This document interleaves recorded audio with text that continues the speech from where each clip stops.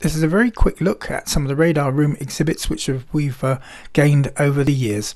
This started off with the R1155 receiver, which somebody offered me for sale in exchange for a modelling shoot with a model and studio space, which is quite interesting. Hence that's the connection between the girl on the right and the equipment on the left.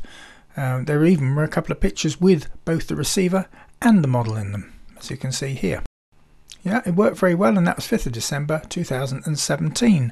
There is the completed unit on the right and the rather old one on the left. Very difficult to repair particularly because of this wire with its all crumbles, it's rubber covered and it's horrible stuff. This is what a lot of museums look like with old equipment. It's all very nice and clean and tidy, but nothing works. Our concept is having things that do work when no signal exists. Of course, to make them work properly, you have to generate your own, and we use, if we can, Ofcom approved ultra low power frequencies for short range devices, which allows us to transmit in very short distances. These are some of the things we'll be looking at in this list: the ARC5 receivers, the VHF receiver, the Klystron, which we use for a demonstrator. There's a Paraset resistance radio, a Monica tail radar is another one, and the R1155. This is the G receiver, which has a module in it for around about 27 meg. It's the RF24, and that was used as the G indicator, which is a navigation system. Here you can actually see the module taken out of it and the receiver with the top off. These are ARC5s as used in the heavy bombers, the US ones, the B-17, B-29. 6-valve superhet shoved in a tiny little hole. Very successful unit. This was the transmitter that belonged to it. Once again, a valve transmitter. And they were usually kept in racks, you can see, with the transmitters above and the receivers below. They're remote control. This was the VHF ARC5R28, which had 4 switchable crystal control channels, which were push button operated from the pilot or whoever, so you could change channels. They had some unusual doorknob valves in, as you can see there, funny little things.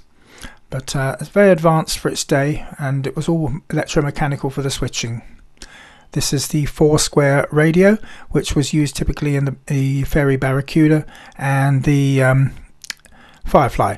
And that's quite an interesting little unit, and they had transmitters to go with it, obviously. Not so easy to repair though. Klystron was something that was used in the radar setup, and you can see when actually developing a Klystron demo, it's not easy.